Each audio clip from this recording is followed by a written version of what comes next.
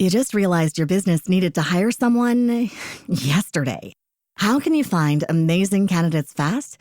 Easy. Just use Indeed. Stop struggling to get your job post seen on other job sites. With Indeed sponsored jobs, your post jumps to the top of the page for your relevant candidates, so you can reach the people you want faster.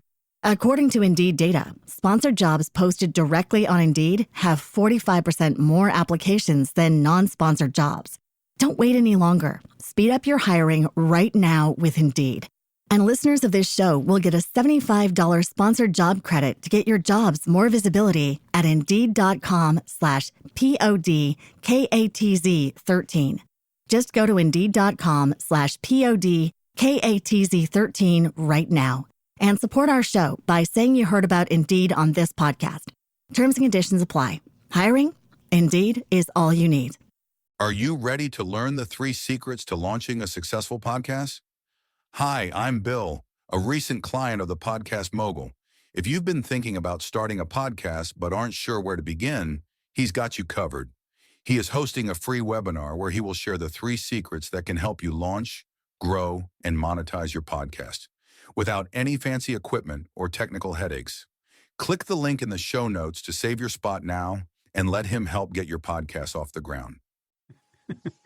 Yeah, absolutely. And that camaraderie, exactly. That's what always kept bringing me back, because I love their conversation. You know, hearing how much joy and fun they have. It might not be about the topic at hand. It's just... Ladies and gentlemen, welcome to Invest in Yourself, the Digital Entrepreneur Podcast. I am, of course, your host with the most, Phil Better. And this is episode 10. We've made it 10 episodes so far, guys, and I'm so happy to each and every one of you guys listening in and week out to the show. Thank you so much for your feedback as well to make the show better and better. You guys are truly the reason why I do this. Without further rambling, I have Stephen White on the show, a podcaster friend of mine that we've been friends for quite some time. You're going to hear the amazing story and the trials and tribulations that he had to go through to get onto Amazon Prime, about starting his YouTube channel, and a whole bunch of other great stuff. And again, guys, I ask you, please just stay to the end and just listen to what I have to say if you found any value in this podcast. So without further ado, guys, let's just jump into it. Ladies and gentlemen, welcome back. We're here with Stephen White, a major podcaster in the world. Well, I've known him for quite a while. I think we're going on about 3 years now, right? Correct, Stephen? Give or take. Yeah. Stephen is a host of an amazing podcast. I'm going to give him a chance right now to give himself a little intro, and then we're going to jump into the topics of conversation. So, Stephen, take it away.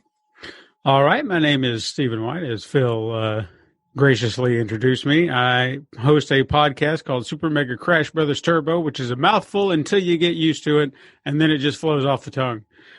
We usually talk about video game related topics, whether it be old video games, new video games, video game news, anything that's going on in the world of video games. But we have kind of played with the format a little bit, and we talk about normal things at the beginning, kind of getting the conversation going, and then we just kind of ease on into that stuff.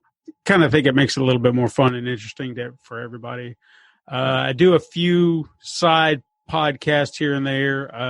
I do one seasonally, I guess would be the proper term, anytime we go on break, which is called As I Recall It. And it's kind of like essays, or I guess that'd be the proper term for it, where I'm just kind of recounting memories of times past, or maybe even just things I'm reflecting on at the time. That's cool. Yeah. And then on occasion, I do one with my wife. We're trying to get it more off the ground. We've done like one season called Inspired by a Weeaboo, where she is a huge anime fan. I know nothing about anime. Man after my own heart. Yeah. And she's trying to introduce me to animes that she is huge fans of. I've seen a few. I'm aware of it, but I mean, these are like deep cuts. Oh yeah. And I'm just like, the the secret ones that no one's Right. supposed to know about. And so I'm like, you pick it, you tell me what you want to watch, and we'll go through it, and we'll just kind of observe it. The first season we actually kind of did one episode per of a anime called Death Parade. But we decided we might want to play around with the format and see what we want to do in the future. So, but it's been a lot of fun just being able to have a little conversation with her about something she's passionate about. Yeah, no, that's a great thing, because it's great when you can share that a passion that you have with your partner. Yeah, absolutely. Because if they don't share in a little passion of yours, like, how are you supposed to get that communication going and understand everything? And well, you've been married, you know this stuff. I'm not married. I'm speaking out my ass here. I'm not a married man. I have like 3 failed relationships in my history. So like, maybe not take advice from Phil. Hey, but I mean, you're right. It's all about communication, keeping it open communication. Yeah, there we go. So right now, my question regarding this new podcast that you do with your wife, the anime podcast, an option you can do for you, like I don't know if you've thrown this format around, if you're open to having this discussion about it, is maybe the first episode is she tells you about the anime that you're going to watch, XYZ, for the season, and then you watch it, and then maybe every like 5-6 episodes, depending on how long the season is, you jump in and you're like, okay, so this is how much this season is this is my opinion of it so far, something like that. You can get, depending on how long it is, you may be able to get like 2 to 3, 4 episodes in a month from it. Right. It's an option. And the joy about podcasting is you can put it out whenever you want. Right, exactly. I mean, the approach we kind of took with it initially with the first season is, since Death Parade was only 12 episodes and that was the entire run of the show, we figured we would just we'd watch an episode, talk about it immediately right afterwards, and then just kind of observe it. And then whatever the conversation was within that would be the episode. So, I mean, you could have like a 40-minute episode, and then you might have something that's 20 minutes, less than that, because there might not be anything to talk about because you'd have filler material and whatnot. And I kind of released it throughout the entire month of July, I think, is when we were on hiatus. So it was like an episode every other day that you were kind of getting a taste of it. And I feel like it worked to a point. But again, the smaller episodes where there really wasn't much to talk about, it just kind of felt like we were creating filler material. Yeah. Just like the episode was. You were doing the exact same thing they were doing. We don't have an episode for you, but here's 5 minutes of them going, Kamehameha. That's the anime I remember, Dragon Ball Z. So right. But yeah, we kind of reflected what they were doing. So if it was a deeper episode, we could have a deeper conversation. If not, it was just like, yeah, some stuff happened, and it's a filler. Yeah. So it was kind of interesting. And I think it did make us look at it and say, how could we approach this differently, maybe? Yeah, that's the thing. And that's one of the joys of when you're podcasting about a show that's already been done. Like it's completed its run. You don't have to wait week to week to do it. You have this opportunity to actually look at it. Okay, this is an anime that's 13 episodes long. It's 45 minutes each episode. Through the last time we did it, we found out there were filler episodes, so maybe not all the time. So, you could record it all in advance, and then you guys edit it all together and decide, okay, this can be one episode, this can be another episode. These two can come together, It's something to think about. Like, you can still do the same format you did before, and instead of releasing them all the time, like you talk about it, okay, we have a 45-minute talk. Excellent. Okay, good. This is a full episode. Then you get some filler episodes, as you have with some animes and podcasts. And then you can decide, okay, no, we won't talk about that. We can discuss something else instead, So there's that's a format you can look at, and it's an easier one to do. And you can have them ready for when you're planning on going on hiatus on one of your other shows. I'm not even going to attempt to pronounce it because every time I do, I always forget either a word or I just start adding words. The Super Smash Bros. Comic spectacular show of awesomeness of video game-ness. There we go. Yeah, like I said, once you start to say it enough times, because I have to say it every week, Yeah. it just rolls off the tongue. It's like butter at this point for me. For me, it's still a shot of tequila, twisting up my tongue. So I wanted to get to ask you though, how long have you been podcasting? I think, if I'm not mistaken, I started in June of 2017. Okay. Around that time, my friend and I, who started the podcast, we were working on a show that was not a podcast. And then he kind of had the idea, hey, I want to do a podcast. Because I think he's kind of touching on little ones that were kind of out there that were discussing video games and stuff that he was all into. And he's huge into video games. I love video games, but he's a step farther. Like he knows the actors that play the voice of each character in the game. Yeah, no, that's a level that I'm not at. I enjoy games, but I'm not learning about, oh, this is this actor and he's been in this one and that has been in this one that's connected to this and this game is released by this. No. Yeah. He's deep into it. Like he can tell you directors, producers. I mean, he's in it. So he was just like, I want to do a podcast. And I guess he had one that he'd been listening to. I never heard the one that he was listening to. But however they were discussing it, he was like, I want to do something like that. And I was like, okay, well, what can we do that they're not doing, or how can we change it? And at the time, I was kind of getting into podcasts. Like I had a few local friends that were kind of doing it, but they were doing like horror movies and old B movies and stuff like that. So I would listen to what they were doing, kind of get a feel for it.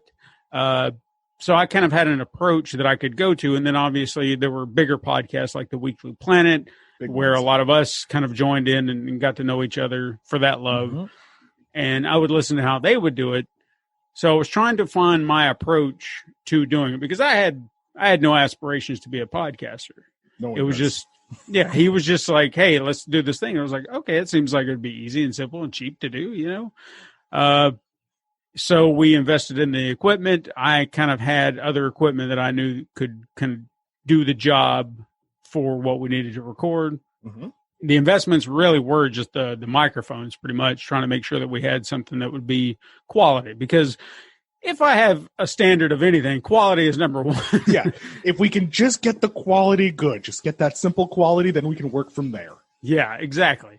So I wanted to make sure we at least had good quality sound. From there, I'd figure out the rest.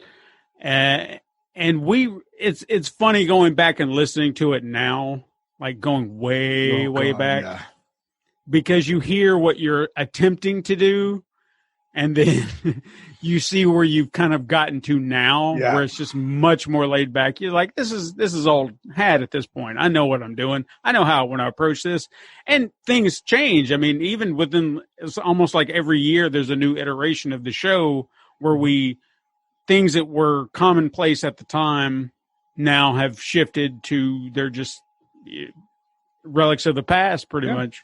You know, we just don't do them anymore because it's like, why do we do this? Doesn't add to the show. Yeah, it's not really helping anything. Sometimes it was fun, but maybe it just kind of ran out of juice. It was like, well, I don't know how to do this anymore, so we'll tweak it or we'll change it. And yeah, it's really interesting. If you were to go back and listen to episode 1 now and the latest episode that came out, it's 2 different shows. I mean, almost.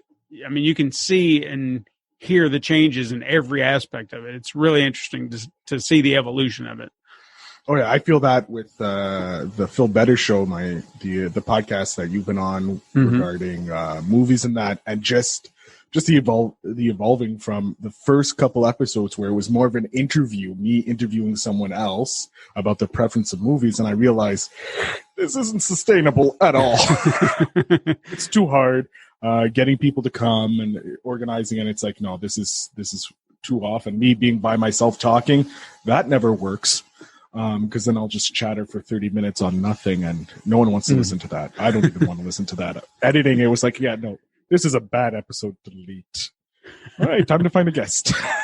But then I got the idea with Al, so we sat down with Al and we evolved the show from there.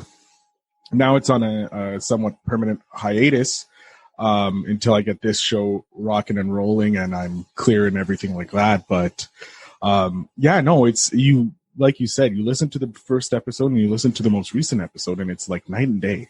Mm-hmm. There's such a difference, and that's what it is. Is you're finding your voice as a podcaster. Right. What is it that you like? What is it that you can do repetitively? So you have a template to do. Like you find that you groove. Yeah. I feel like the like I kind of mentioned where we do have conversations at the beginning, me and my co-host, it's, hey, what have you been doing this week? How's your life been? And then we're just like, and anything that's not video game related, we don't have to go into great tangents about it. Sometimes we do, but it could be, hey, I found this funny movie, or hey, do you remember this old show? And we just have a little conversation about that. And I almost feel like those conversations relate us to our audience, because I've noticed we've had more interactions based on those conversations than we do about video game news or things like that. Like they're there for that. Mm-hmm. But then hearing how common we are or normal we are, and they can say, hey, I can relate to that, or I can relate to that. That connects us more to our audience. I feel like it does. Well, yeah, that's what you want. Like if your audience can't connect, if you can't connect to what you consider your core basic audience member, then you're not going to have fun. Because like most of us get into podcasting either one because we want the world to hear our voice because our opinions are so valid. That's me Sure. right that's me right here. Or we just like talking. Again, that's me right here. Or you just want to share with stuff because you're like, I just like this and I want other people to love it just as much. You go in for the purity of it. And so that's it. Like you have the different types of people who come into podcasting. And I really didn't have any idea where I was going with that. I completely It's forgot. sharing. Oh, yes, the shared connection to the people. There we go. Thank you. God, today's been a long day. So like you connect to the host. For me, it's not the topic of the podcast, it's the hosts. Yeah. Like you said, the Weekly Planet, I love the interaction between James and Meso. Like it's like brotherly love right there. It's like camaraderie. You're already dipped right into the friendship and you're already part of the fun. Like they're like, come listen to us talk about movies. Like we have no idea why we're doing this, but we talk about it anyways. So why don't you listen? And to be honest, it's like, it's that fun, joyous nature between them. And the fact that Mr. Sunday or James feels like he's always on the verge of permanent exhaustion, I find. Yeah. At some moment, he's like, it's done. I'm done. Screw this. I'm walking away. Yeah, absolutely. And that camaraderie, exactly. That's what always kept bringing me back, is I love their conversations. Hearing how much joy and fun they have. It might not be about the topic at hand. No. It's just the conversation they're having. I enjoy listening to them talk. It's like one of the first podcasts I'll go to every Monday morning. It's not exactly my drive to work podcast, but as soon as I can sit down and I know that I'm going to have that little window of time to listen to it, I'm in. I don't want to be interrupted. Leave me alone for 90 minutes to 2 hours, however long it happens to be that day. I'm in, and I love it. Yeah, and that's what I strive to be. That, like, what's great is, like, since we've found these podcasts, like some people go like, I want to be a Joe Rogan. I'm like, screw Joe Rogan. Yeah. Screw him. Like, he has some weird people on his show. And I'm like, maybe eventually I'll be like Joe Rogan. But right now I'm doing this podcast because I want to learn from people. Yeah. I want to learn. Like, you have 3 years of knowledge for podcasting that I don't. Like, you've run 3 shows. I've only run 1. Right. This is my second one. I'm starting a third one where all I have to do is promote and show up and record my voice. That's the best part of a job. Like, you just need me to show up and talk. Done. Like, great. Yeah. But like with you, like, you've learned to evolve your show. You take those breaks every once in a while to have like a little breather. And I'm guessing that hasn't hurt your listenership. No, we've grown. I mean, we can see how the listeners, the subscribers, things like that, because I mean, we're all over the map right now. I mean, that's one thing I can say. And I don't know if we're able to track everyone. So sometimes it feels like, are we getting as many as we think we are? Or do we have as many listeners as we think we do? Do we have more? I don't know. Do we have less? I would hope not. But we know that, we're on every platform that's big. Yeah. I know that for a fact, but I don't know what we can track. So from listenership, I assume we're doing all right. We seem to be doing fine. But the one thing that I say that we don't have a lot of, at least interactions that people can see, are comments, emails, things like that. And maybe because I know that our audience, or at least a good portion of them, they're shy. They don't know what they want to ask, or, they just listen and they're fine with whatever. And that's fine. But it would be nice to have, hey, what do you think about this? Or, hey, what do you think about that? We get those, but they're not in the open forum space. Like my co-host, she has a Discord page, and that's usually where I see a lot of those questions, where it's just like, hey, guys, what do you think about this? Or what do you think about that? And that's even where I found out about our conversations, is I'll make a comment at random about anything, and they'll be like, hey, I relate to that. And I'm like, oh, that's cool. But it's hard to see that in the open space. You know what I mean? Like we're not Weekly Planet status where we have an entire Facebook page dedicated to, guys, what do you think about this? So are people interacting? Do they want to interact, or are they just shy to do so? I don't know. My question to you is, so like you mentioned that your co-host has that Discord group. Now, is that her personal Discord, or is it for the show Discord? No, that's for her. She actually used to do Twitch streaming. Like that's actually where we met. Is she was a Twitch streamer, and I just happened to stumble upon her Twitch stream. And then it's funny looking back on it. Never would have guessed she would have been my best friend in the world, but because I was just like, I just happen to be here. I'm a schmuck watching somebody play a video game. I'm afraid to interact. And had I not done that, we wouldn't be where we are today. There you go. But that's it. Always take a chance, I guess. Keep that in mind. You never know what's going to happen. Just take a chance, because, like I said, best friend in the world. Wouldn't trade her for anything. I have to fully agree with you. When I was starting this podcast, there was one person I really wanted on the show, Donnie Bovin. He's the first episode actually that's going to drop, or one of the first episodes that are going to drop. And I was really nervous because I'm like, this guy's huge, right? And then I sent him the message, and he's just like, yeah, sure. Just send me the link to set it up and we'll do it, bro. And I was like, oh my God. And then like it just leapfrogged into, I got Ralph Sutton, who is a radio DJ turned podcaster turned podcast network owner turned digital like agency. Like he handles ad works for like a whole bunch of different podcasts that are on his network or off his network. And it's like, holy shit, like this is a big guy. He's getting like 5 mil downloads on his network. And I'm like, wow, I can only dream of like a percentage of that. Yeah. Like the most I've ever gotten off an episode is 100. And I'm like, oh my God, 5 million. I'll faint, And so like, it was a risk. I rolled the dice. I got it. And it was like, holy moly. And I'm getting these amazing guests like yourself. I have people who are starting out podcasting. I have people who have been podcasting for 10 years. And it's great because you take that risk and it pays off. And if they say no, it's not the end of the world, because it's like, okay, no problem. Have a nice day. Yeah, exactly. I'll even piggyback off of that. One of the biggest guests we ever had on the show was the producer of the YouTube show Cyanide and Happiness. Oh, shit, really? Yeah. We actually met him at I think it was a PAX East in Boston. They were promoting their new video game, which hasn't come out yet, but it's a Cyanide and Happiness based game. And I went in, like you said, taking those chances. I had my business cards. I was podcasting. I'm sitting there playing the game. I actually invested in the game on Kickstarter. So I kind of used that as my hook a little bit, and was like, hey, I love this game. I threw in some money. If you ever want to talk about this on a podcast, here's my card.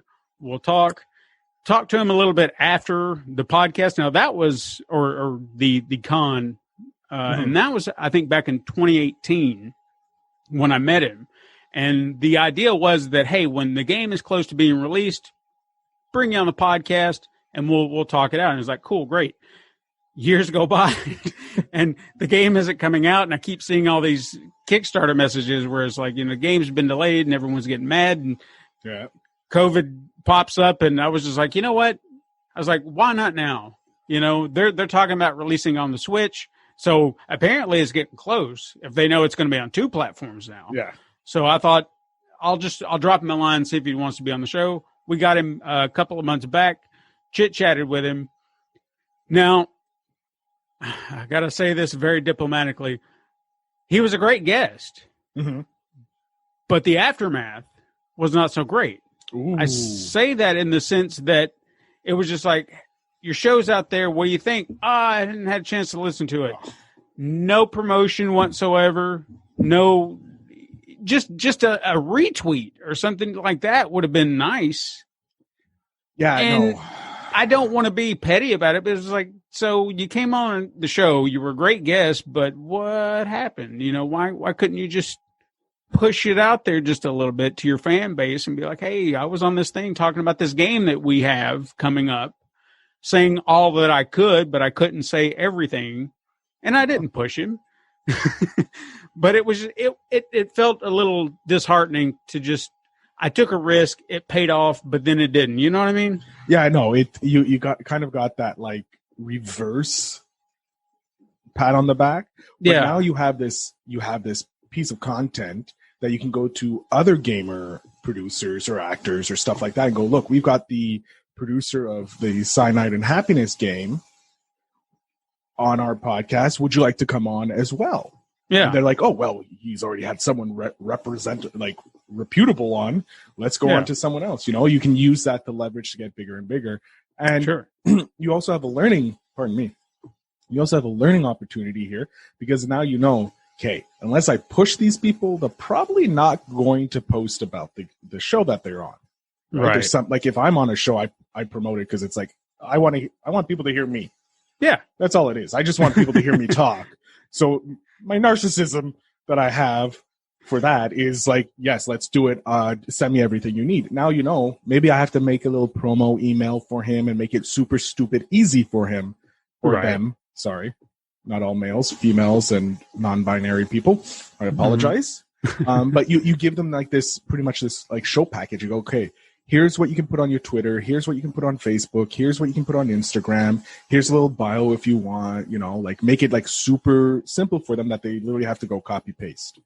Right. Because I found with the Feel Better show, when I was trying to get people to like join, like follow the show, it was like, yeah, just go to Apple, search Feel Better show. And they're like, wow, that's a lot of work. And people are lazy, inherently lazy. I'll admit it now. Like, I'm super lazy. And the thing I hate the most about podcasting is editing, but I also don't want to pay anybody to edit. Right. So it's like, okay, how do you edit? Like, I have to learn Audacity, and Audacity is no fun at all. Yeah, I've noticed. Oh, Jesus. It's great for like clearing out the levels, like getting rid of the background noise and that. But when you want to edit the dialogue, it's super hard. So what I did, because I'm smart, is I got a podcast editor on my show because he's a digital entrepreneur, right? And I got him to teach me stuff, and he told me about this new editing software that's strictly for dialogue. Oh, nice. Yeah, and he has a course on it and that, so it was like, oh, that's awesome. I took the course, did the editing. I personally like it, but I also found another thing that's speech spext.co or .com. And what it does is it's a free service, but it also has paid. But it allows you to upload 4 hours of audio, and then it transcribes it for you. Oh, wow. Wait, here's the kicker. Okay. And it lets you edit it like a Word document. Really? So any or huh, or like those things that annoy podcasters the most. Yeah. You literally just highlight, delete the word, and it will delete the audio portion of it. Wow. Yeah. Okay. You might have to direct me to that, because that seems amazing. Sending you the link already. It was like, I found this because starting this podcast, I was like, okay, I need to find something different, because if not, I'm just never going to produce anything else, and I'm going to be annoyed. So how to automate editing, and I did searches and asked questions, and found out the new podcasting host that we're going to use is podcast.co. It's a great thing. They're also going to be bringing in an editor system, but also they bring in automation into it. So like Zapier. Zapier is a great automation thing that I use for YouTube videos. And I know you have a YouTube channel. And I know what I hated the most of YouTube was the processing time. Right.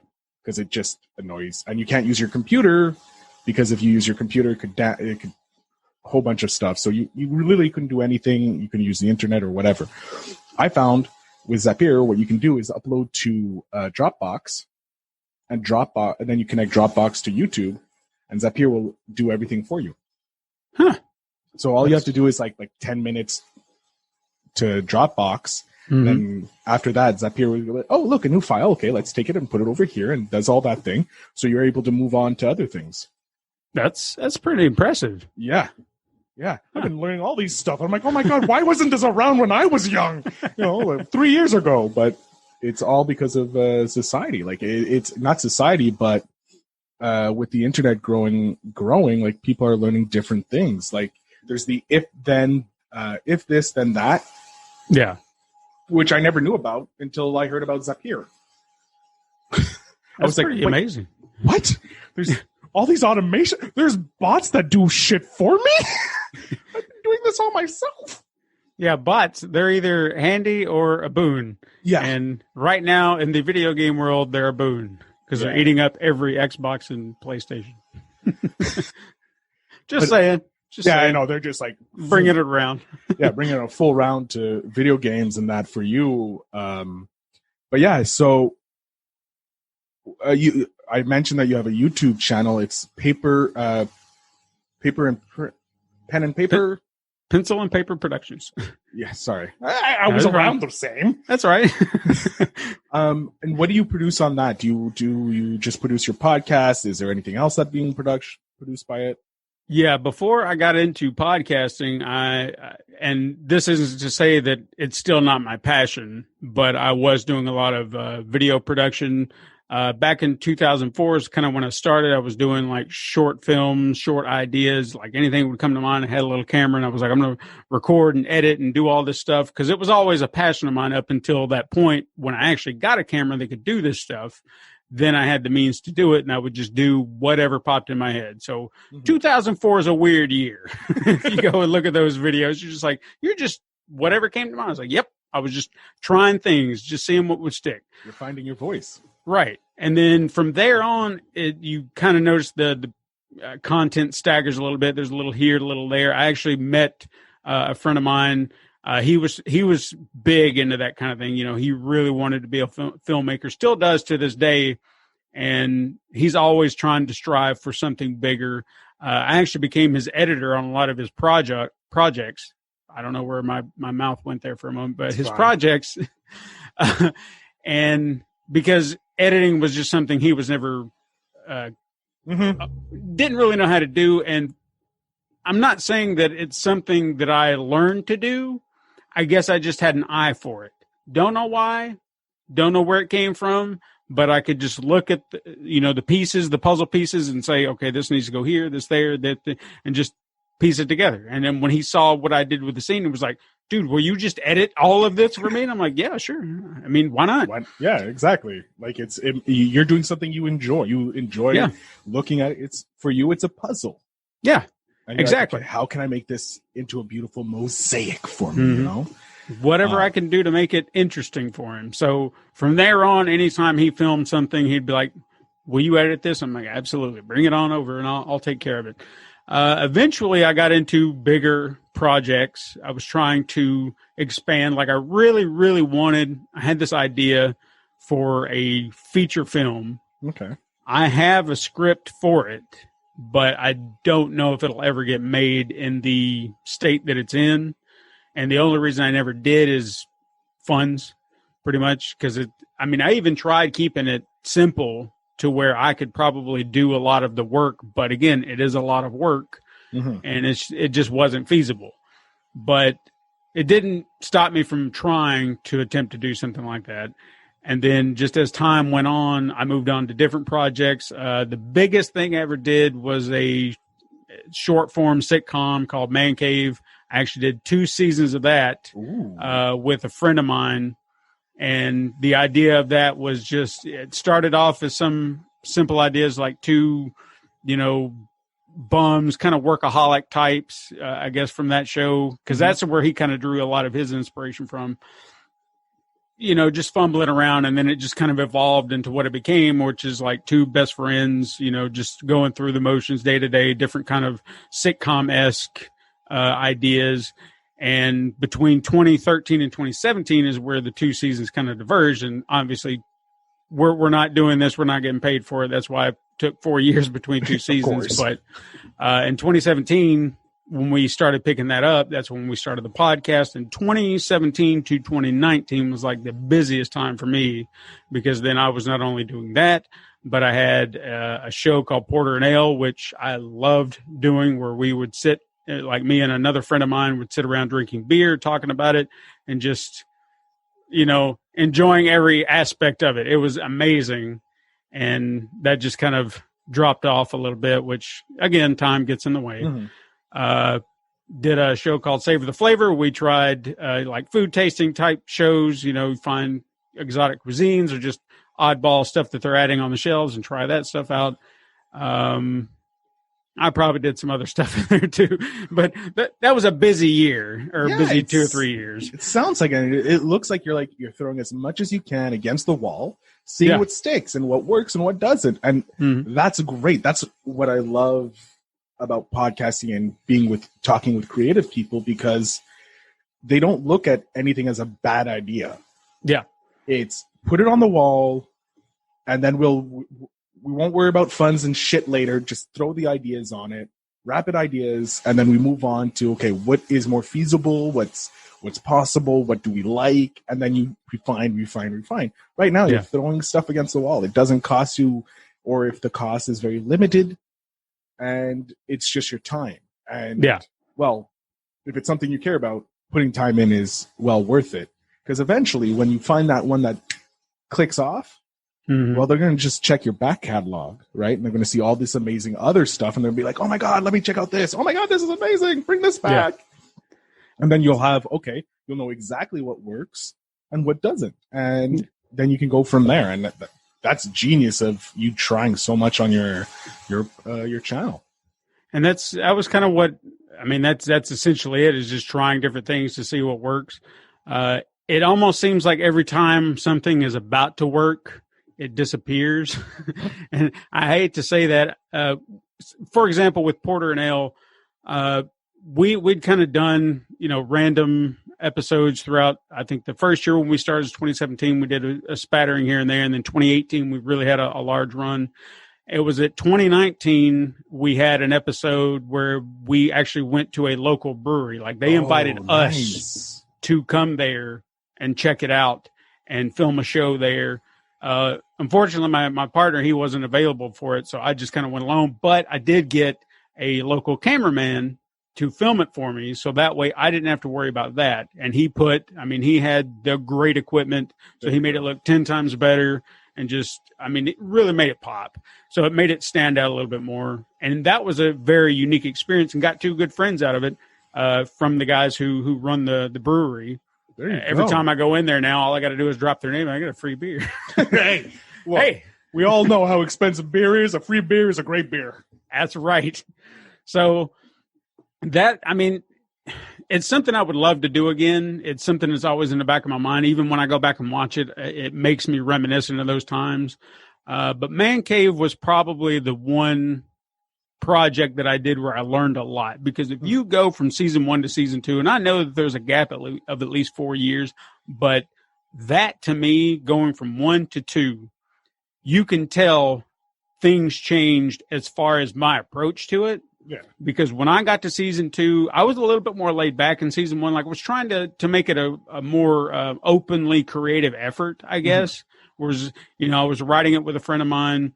We were working on it together. So I wanted to be open communication. What do we want to do to make this show work? And what would be funny here? What would be funny there? Season 2, I took charge. I reined everything in. I was like, I'm going to direct every episode. I'm going to produce every episode. I'm the king of everything here.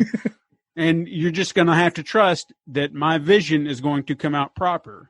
Yeah. And I didn't want to be like I'm lording over everybody, but I felt like it needed to have some guidance a little bit more than season 1 did. You know what I mean? Yeah, no. You always need, quote unquote, the director, the producer, the guy who will keep everything on track, but also allow that freedom to be in there. Like you said, the first one you wanted to be collaborative, and then you said, no, I'm going to take hold of this. I'm going to give everybody specific jobs if they need it, and then we'll be able to have a structure. Yeah. And it worked out so much better. I mean, not that I'm not proud of what we did in season 1, but season 2 is far superior. Like, you can tell the difference. Like, if I was to point you to one season to watch, I would probably point you to season 2. Not to just, say that season 1's not worth watching. It does have some funny moments, and I've actually recently rewatched it, and I got some good chuckles out of it, things that I'd forgotten about over time. But it's so much better narratively.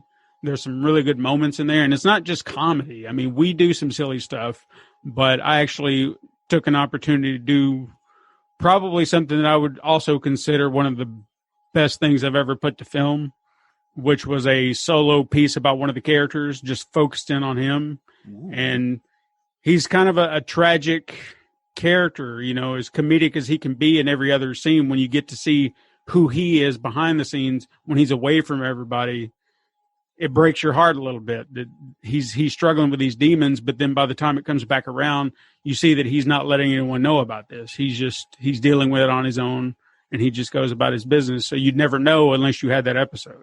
That's good.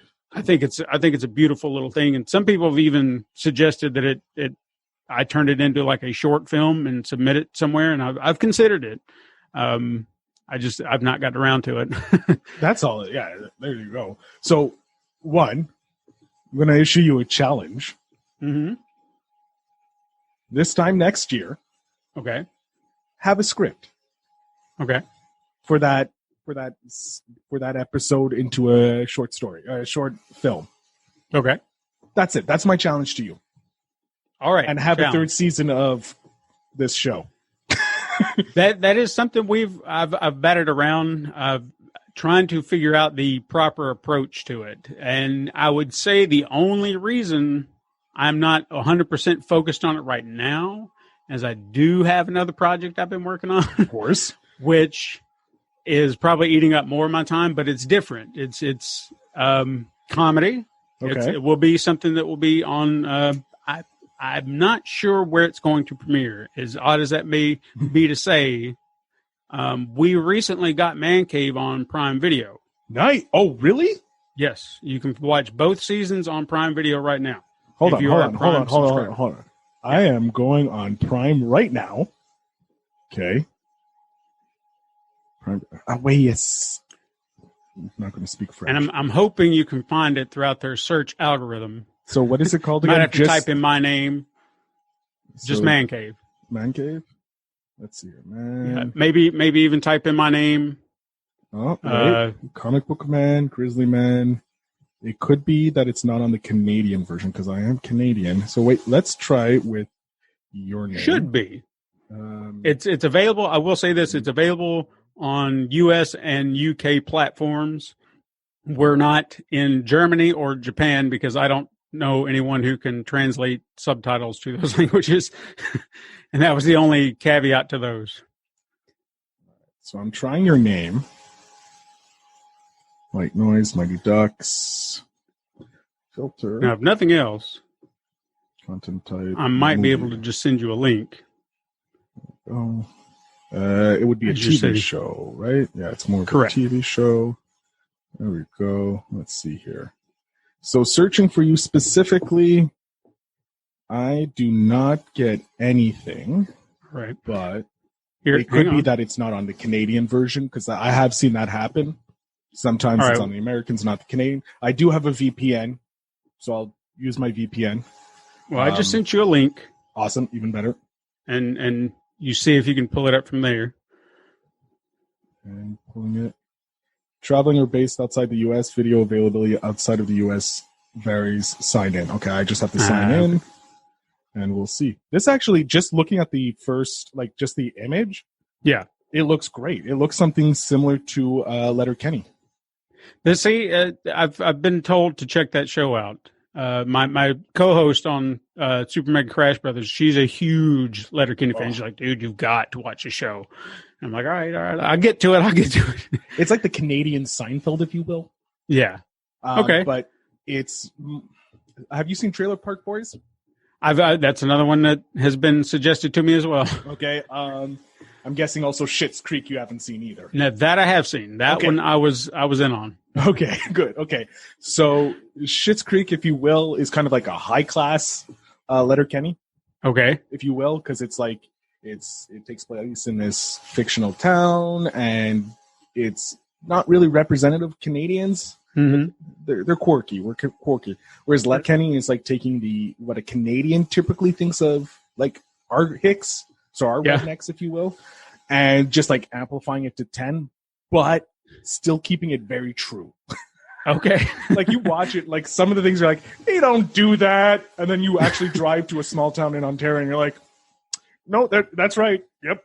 Mm-hmm. So as a Canadian, I'm like, I've met people like that. I know a person like that, because you've met them. Like you may not meet someone exactly like the characters on Letterkenny, but their persona is something that you meet in Canada. So it's really fun. It's a dry humor, and it's worth your time. Like you will enjoy it. And just looking at that, you could maybe become the American version of Letterkenny. Like here you go. Pitch it. You already have a connection to Amazon Prime. Mm-hmm. Yeah. Pitch the idea to them. Like we can become the Letterkenny of the States with this show, and then you can see where it goes from there. Maybe they'll pay you. That would be amazing. Or like you produce a third season and they buy it off of you, so it's even better. Better. Yeah. And then you use that to fund the 4th, 5th, 6th seasons. Mm-hmm. Now, when I was able to get this on there, I was curious, like when the opportunity presented itself, because it had been on YouTube for a few years now, at least both seasons, and all you get on YouTube are views, and even that is not representative of how long did they watch, or did they sit through an entire episode, because somebody could watch 5 minutes and it counts as a view, and I don't feel like that's properly representative of the show. Well, in YouTube, if you go into your analytics, there's actually average watch time. Yeah, and I've seen where some of it is essentially a click and then a click away, and it's like okay.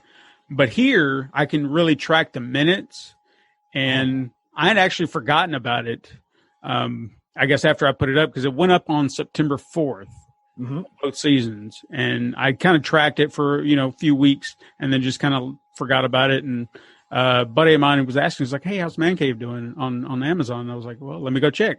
And it's gotten, last I checked, it was over 3,000 minutes viewed.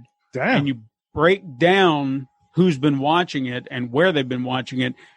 And clearly someone either sat through an entire episode or an entire season, just depending on when they watched, who was watching. So it makes me feel good knowing that there might be a new audience finding or discovering this show that might not be YouTube savvy. That was kind of the idea. The approach is like, if I can get this on a different platform, not everybody watches YouTube. Amazon and YouTube is different. So let's see if I can find a new audience. Let's see if I can find a different type of audience. And that was the approach there. All right. I have a question for you, because you just piqued my interest. Okay. How did you get on Amazon? Well, I'll be honest with you. It wasn't one of those things that like a backhanded deal or anything like that. I discovered something called Prime Direct, which is kind of their backdoor way of getting on their platform. However, they are very stringent on what comes onto their platform. So it's not just here's a video and go. I had to jump through hoops to get on there. Like I had to create captions, which I have never had to do. So I had to learn an entirely new process. I had to go through ratings boards, systems and things like that. And I even submitted these episodes because to me, I was like, well, this is kind of PG-13 humor. There you go. And they're like, no. And I was like, what? What's wrong? And they're like, this episode, that's not PG-13. I'm like, well, what? And I would have to sit there and think, I was like, what did I do? Or what did we say? And because I did, I intentionally tried to keep it as PG-13 as possible. And there would be just one little joke, one thing that would just kind of push it over the edge. And I was like, well, I guess so. When you see it on there, you'll see like a TVMA rating. And I still don't feel like that is representative of the content, but there may be a joke or two that pushes it over. Yeah. But I mean, anyway, but yeah, I had to jump through hoops just to do it. And so I won't say that if you're going to put your content on there to just think it's going to be that easy, because they will push back and continually push back saying that we can't post this or we can't do this until you change this or you tweak that. Even the promotional material to put it on there. Mm-hmm. I had one particular promo material, I think it was a 16:9 frame of the title. And I thought, well, I'll put that on there as a placeholder for now. And then they said, well, you also need one for a 4x3. And I was like, all right, so how about this? I'll cut around this. And it wasn't quite there, so I stretched it just a hair. And they came back and said, no, you cannot use a stretched image. I was like, all right, fine. So Jesus, I had to go back and like the promo material that you saw, that picture, and there was another one. I completely remade those from scratch just to make something that was representative of what they wanted, because every time I turned around, it could be a black bar on the edge and like, nope. So I was like, all right, okay. So just be aware you will have to jump through hoops if you want to try it. Oh God. But to me, in the long run, it was worth it to put in that time and effort. Like the caption thing was probably the one thing that I was most concerned about. But luckily, my co-host from the podcast, she was not doing anything thanks to COVID. She's like, I'll do it. And I was like, you think you can handle it? And she's like, sure, I got nothing better to do. So I was like, all right, well, you have at it. And she barreled through them within days and had them all done. And we kind of proofread some of them because, language barriers and whatnot. You might mumble out a word and it's like, I didn't quite understand what that was. But I mean, for the most part, as far as I know, the captions are spot on. And I don't think it would be on there right now had she not been there pumping out those captions. Well, that's awesome, man. Like, I'm super, super happy for you. Like this, for me, this is the first time I know someone that has something on one of those major platforms. Like everybody's on YouTube. Mm-hmm. So that the barrier to YouTube is like very, very thin. Do you have a camera? Do you have a Gmail? Congratulations, you're a YouTuber. Like, right. That's the barrier. But getting onto one of these major platforms like Amazon or Netflix, or in Canada we have Crave, which Letterkenny is on. But getting onto one of those for me is like the barrier is hard. And you just explained, like, to get onto Amazon, you have to have the captions. You have to make sure that if you're saying you're PG-13, it's really PG-13. You have to make sure like your promotional material is proper and it's set and like all these standards. And so for you telling me this, and hopefully my guests, not my guests, but my listeners as well, they learned that, hey, you took the risk. You got something that was back in the early 2010s onto a major, huge platform, and you're getting views. Mm-hmm. Like, since you've put it up, which was September, it's now, the 23rd of November. So it's been about 2 months that it's been up, and you've gotten 3,000 views. Mm-hmm. It's like 3,000 minutes worth of views, which if I kind of did the math on it, that would be someone or 33 different people watching the entirety of the first season all at once. That's it doesn't amazing. Sound like a lot, but that's broken down in segments. I mean, we're not even thinking about, okay, maybe someone checked out episode 1 of season 1, watched it, and that was the 9 or 10 minutes of, content that they watch, and they haven't gotten around to it again. Yeah. Because maybe they don't binge watch like some people. And then the long stretches where it says 247 minutes worth of, minutes viewed within a day, that could be someone binge watching the entire show altogether. So I don't know. They don't break it down. Impressed. I'm just impressed that I know someone who has a show on Amazon Prime. You do. I know. I've made it in my life. Next step, Netflix, baby. Here we go. That's the big kicker. Yes, Gotta get there now. All right. So, Stephen, I'm going to give you 2 minutes. I'm going to give you the floor is yours. Promote away everything you have to promote, your shows, your Amazon, whatever you want. The time is yours, and go. All right. Well, since we kind of did go off on a tangent, I guess I will promote the one thing that I was going to bring up. The other project that I am working on, which will hopefully premiere, I don't see any reason why I won't, in 2021, Super Mega Crash Adventures, which is our animated show featuring our little avatars that you see on all of our promotional materials. 4 episodes are actually in the bag. I'm just working on the last 2. And I hope you can see how giant my smile is right now, Stephen. Like, I'm so excited for you. Like, oh my God. Like, I have a buddy of mine who has a webcomic. Sorry to interrupt. Go ahead. No, go ahead. No. Go ahead. So I have a buddy who does webcomics, right? And he worked with the guys from Penny Arcade. He knows the guys from Cyanide and Happiness, right? Because the webcomic community is small. Mm-hmm. I don't know if you heard of his comic. It's called Least I Can Do, or Looking for Group. Both webcomics. It's fine. They're not everyone's cup of tea. Looking for Group is a kind of World of Warcraft spinoff. Mm-hmm. We were actually hired by, I think, Wizards of the Coast or the Blizzard to make a World of Warcraft comic, right? Right. When it first came out, but they started developing the world, and it just took off, and they're like, fuck you, we're making this our own. And then he has his semi-autobiographical comic, Least I Can Do, which is about like a 20-something-year-old, I think 28-year-old now, living the life, and like, it's kind of like, it started off a bit about his life, and then it just grew into something else. And it's a really interesting thing, but he also does animation. So it's like, oh, cool, he does his own animation, but I've never met, like, he has a company that's done it, you know? Like, yeah, he had to build his company to that point. I haven't had a chance to talk to someone who just was like, you know what, I'm doing it myself. Yeah. We're animating it ourselves. I'm really interested. When that drops, you're coming back on the show. We're going to promote the hell out of it. Okay. So yeah, do you have anything else you want to add before we I cut you off, because we're getting at an hour?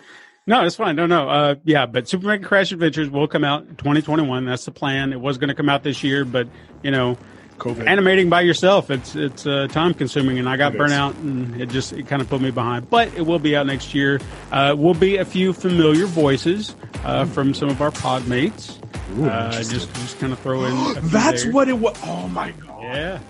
Oh my God. Okay, sorry. I knew I have a little inside information, but I'm not saying anything because this is amazing. All right, Stephen, I want to thank you very much for being on the show. Thank you for having me. I'm looking forward to watching the Caveman show that you sent me, because I'm very interested in that. Of course, link her in the show notes down below. I'll link both the Amazon link as well as the YouTube, because you might as well check his YouTube channel and see all the amazingness that he has there. All his whatchamacallits. There's other things. His podcasts will be listed in the show notes down below. His Twitters, all this links. First link always is a LinkedIn account, Linktree account. You click on that, it will show all his stuff, so you can go watch and listen to his, because he's well deserved. He's a great podcaster. I love having him on. He's a good mate. He's a good man. Thank you. Ladies and gentlemen, this is Invest in Yourself. Stay tuned after the outro. There's probably some things I'm trying to hawk or sell or tell you about. I don't know. I don't know how the ending's going to go anymore. Ladies and gentlemen, have a great night. Oh my God, I had so much fun talking with Stephen. I didn't know anything about getting on Amazon Prime, so not gonna lie, there is possibilities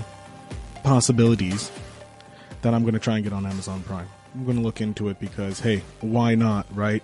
So, as I was saying in the beginning, I do have something that I would like to offer you guys here, my fans, my friends.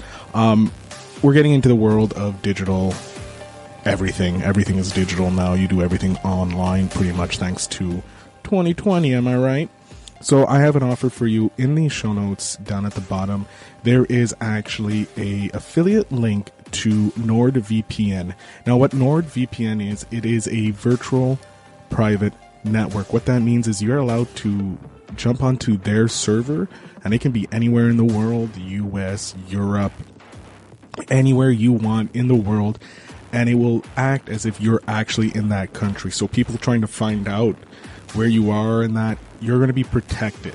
So if you want, let's say, want to watch Netflix in the US and you have NordVPN, theoretically you could. I'm not saying you should, but it is a possibility. So that's something you can do with NordVPN. So if you're interested, hit the link in the notes down below. You sign up, you can get a 2-year plan, really easy. It's simple. It works on all your devices, and you can have up to 6, I believe, with this current plan.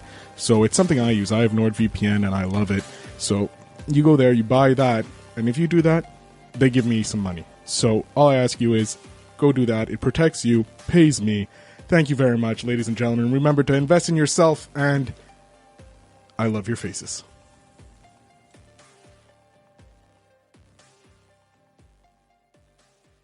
Thanks for tuning in. Now it's time to take the next step. When you're ready to dive deeper into how to launch, grow, and monetize your podcast, Phil's got something special for you. Join him for a free webinar where he'll reveal the 3 secrets that have helped countless entrepreneurs succeed in podcasting. Click the link in the show notes to save your spot, and let's turn your podcasting dreams into reality. You just realized your business needed to hire someone yesterday. How can you find amazing candidates fast? Easy. Just use Indeed. Stop struggling to get your job post seen on other job sites. With Indeed sponsored jobs, your post jumps to the top of the page for your relevant candidates, so you can reach the people you want faster. According to Indeed data, sponsored jobs posted directly on Indeed have 45% more applications than non-sponsored jobs. Don't wait any longer. Speed up your hiring right now with Indeed. And listeners of this show will get a $75 sponsored job credit to get your jobs more visibility at Indeed.com/PODKATZ13. Just go to Indeed.com/PODKATZ13 right now and support our show by saying you heard about Indeed on this podcast. Terms and conditions apply. Hiring? Indeed is all you need.